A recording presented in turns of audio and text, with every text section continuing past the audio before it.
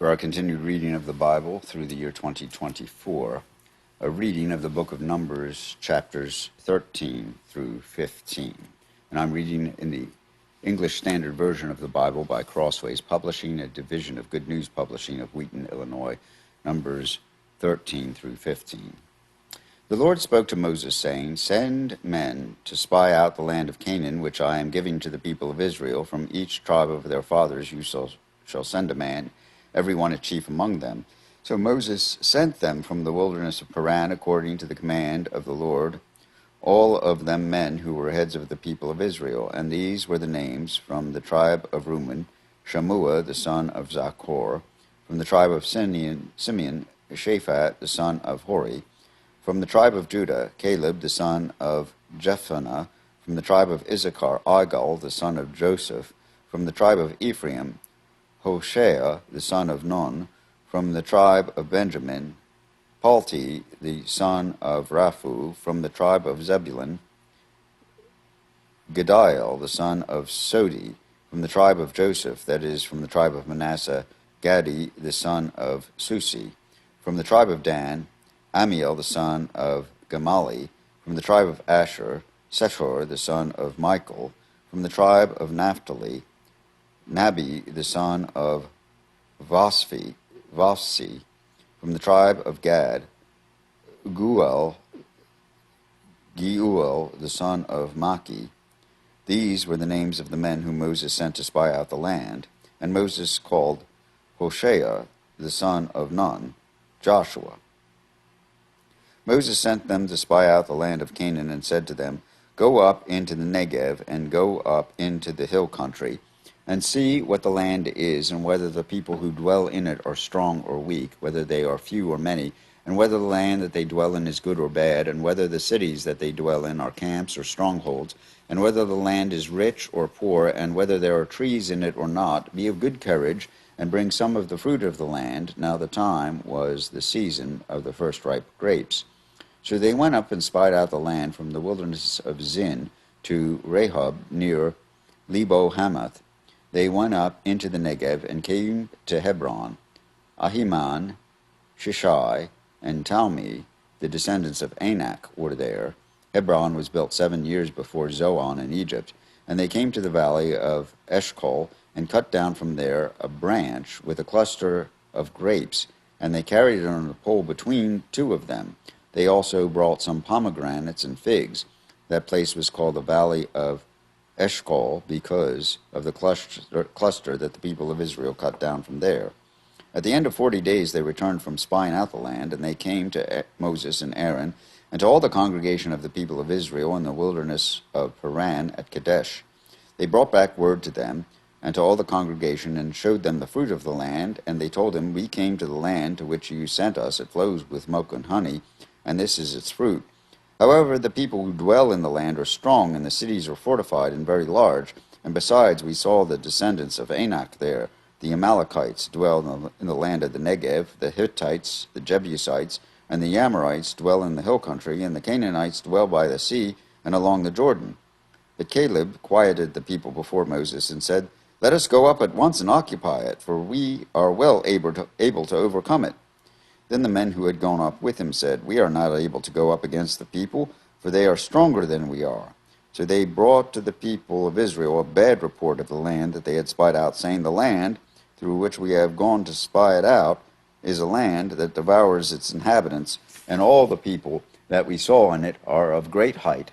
And there we saw the Nephilim, the sons of Anak, who come from the Nephilim, and we seemed to ourselves like grasshoppers, so we seemed to them." Then all the congregation raised a loud cry, and the people wept that night, and all the people of Israel grumbled against Moses and Aaron. The whole congregation said to them, "Would that we had died in the land of Egypt, or would that we had died in this wilderness. Why is the Lord bringing us into this land to fall by the sword? Our wives and our little ones will become a prey. Would it not be better for us to go back to Egypt?" And they said to one another, "Let us choose a leader and go back to Egypt." Then Moses and Aaron fell on their faces before all the assembly of the congregation of the people of Israel. And Joshua the son of Nun and Caleb the son of Jephunneh, who were among those who had spied out the land, tore their clothes, and said to all the congregation and the people of the people of Israel, "The land which we pass through to spy it out is an exceedingly good land. If the Lord delights in us, he will bring us into this land and give it to us, a land that flows with milk and honey. Only do not rebel against the Lord, and do not fear the people of the land, for they are bread for us. Their protection is removed from them, and the Lord is with us. Do not fear them." Then all the congregation said to stone them with stones, but the glory of the Lord appeared at the tent of meeting and all the people of Israel, to all the people of Israel.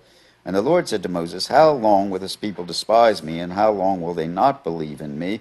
In spite of all the signs that I have done for them, I will strike them with a pestilence and disinherit them, and I will make of you a nation greater and mightier than they." But Moses said to the Lord, "Then the Egyptians will hear of it, for you brought up this people in your might from among them, and they will tell the inhabitants of this land, 'They have heard that you, O Lord, are in the midst of this people. For you, O Lord, are seen face to face, and your cloud stands over them, and you go before them in a pillar of cloud by day and in a pillar of fire by night. Now if you kill this people as one man, then the nations who have heard your fame will say, it is because the Lord was not able to bring this people into the land that he swore to give them, that he has killed them in the wilderness.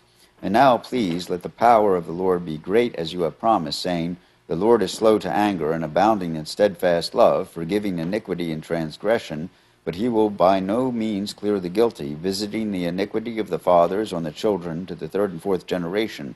Please pardon the iniquity of this people according to the greatness of your steadfast love, just as you have forgiven this people from Egypt until now." Then the Lord said, "I have pardoned according to your word, but truly as I live, and as all the earth shall be filled with the glory of the Lord, none of the men who have seen my glory and my signs that I did in Egypt and in the wilderness, and yet have put me to the test these 10 times, and have not obeyed my voice, shall see the land that I swore to give to their fathers, and none of those who despised me shall see it. But my servant Caleb, because he has a different spirit, and has followed me fully, I will bring into the land into which he went, and his descendants shall possess it. Now since the Amalekites and the Canaanites dwell in the valleys, turn tomorrow and set out for the wilderness by the way to the Red Sea." And the Lord spoke to Moses and to Aaron, saying, "How long shall this wicked congregation grumble against me? I have heard the grumblings of the people of Israel, which they grumble against me. Say to them, as I live, declares the Lord, what you have said in my hearing I will do to you. Your dead bodies shall fall in this wilderness, and of all your numbers listed in the census from 20 years old and upward, who have grumbled against me, not one shall come into the land where I swore that I would make you dwell, except Caleb, the son of Jephunneh, and Joshua the son of Nun. But your little ones, who you said would become a prey, I will bring in, and they shall know the land that you have rejected. But as for you, your dead bodies shall fall in this wilderness, and your children shall be shepherds in the wilderness 40 years, and shall suffer for your faithlessness, until the last of your dead bodies lies in the wilderness, according to the number of the days in which you spied out the land, 40 days, a year for each day. You shall bear your iniquity 40 years, and you shall know my displeasure. I, the Lord, have spoken. Surely I will do to all this wicked congregation who gathered together against me in this wilderness. They shall come to a full end, and there they shall die." And the men whom Moses sent to spy out the land, who returned and made all the congregation grumble against him by bringing up a bad report about the land, the men who brought up a bad report of the land died by plague before the Lord. Of those men who went to spy out the land, only Joshua the son of Nun and Caleb the son of Jephunneh remained alive. When Moses told these words to all the people of Israel, the people mourned greatly. And they rose early in the morning and went up to the heights of the hill country, saying, "Here we are, we will go up to the place that the Lord has promised, for we have sinned." But Moses said, "Why are you now transgressing the command of the Lord, when that will not succeed?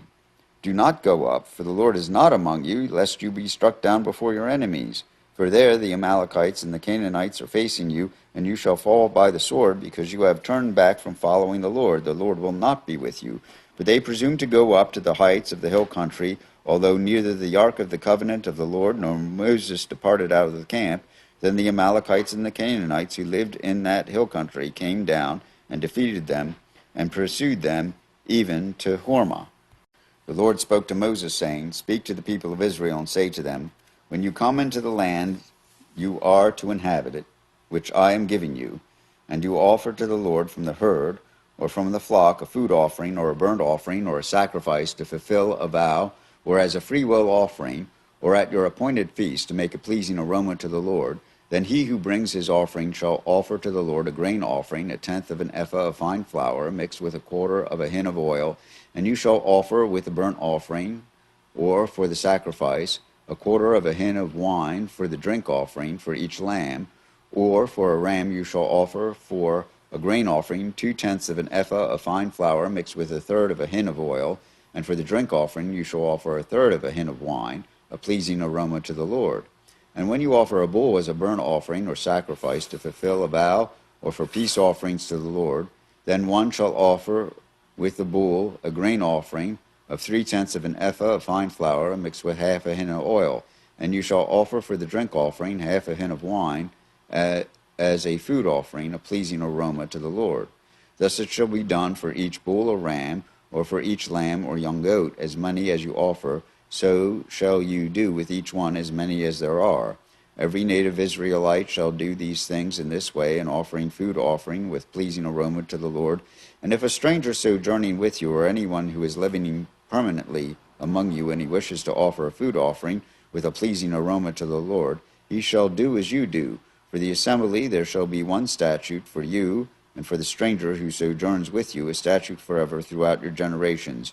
You and the sojourner shall be alike before the Lord. One law and one rule shall be for you and for the stranger who sojourns with you. The Lord spoke to Moses, saying, Speak to the people of Israel, and say to them, When you come into the land to which I bring you, and when you eat of the bread of the land, you shall present a contribution to the Lord. Of the first of your dough you shall present a loaf as a contribution, like a contribution from the threshing floor, so shall you present it. Some of the first of your dough you shall give to the Lord as a contribution throughout your generations. But if you sin unintentionally and do not observe all the commandments that the Lord has spoken to Moses, all that the Lord has commanded you by Moses, from the day that the Lord commanded and onward throughout your generations, then if it was done unintentionally without the knowledge of the congregation, all the congregation shall offer one bull from the herd for a burnt offering, a pleasing aroma to the Lord with its grain offering and its drink offering according to the rule, and one male goat for a sin offering. And the priest shall make atonement for all the congregation of the people of Israel, and they shall be forgiven, because it was a mistake, and they have brought their offering, a food offering to the Lord, and their sin offering before the Lord for their mistake. And all the congregation of the people of Israel shall be forgiven, and the stranger who sojourns among them, because the whole population was involved in the mistake. If one person sins unintentionally, he shall offer a female goat a year old for a sin offering. And the priest shall make atonement before the Lord for the person who makes a mistake. When he sins unintentionally, to make atonement for him, he shall be forgiven. You shall have one law for him who does anything unintentionally, for him who is native among the people of Israel, and for the stranger who sojourns among you. But the person who does anything with a high hand, whether he is native or a sojourner, reviles the Lord, and that person shall be cut off from among his people. Because he has despised the word of the Lord and has broken his commandment, that person shall be utterly cut off. His iniquity shall be on him. While the people of Israel were in the wilderness, they found a man gathering sticks on the Sabbath day, and those who found him gathering sticks brought him to Moses and Aaron and to all the congregation. They put him in custody, because it had not been made clear what should be done to him. And the Lord said to Moses, The man shall be put to death. All the congregation shall stone him with stones outside the camp. And all the congregation brought him outside the camp and stoned him to death with stones, as the Lord commanded Moses.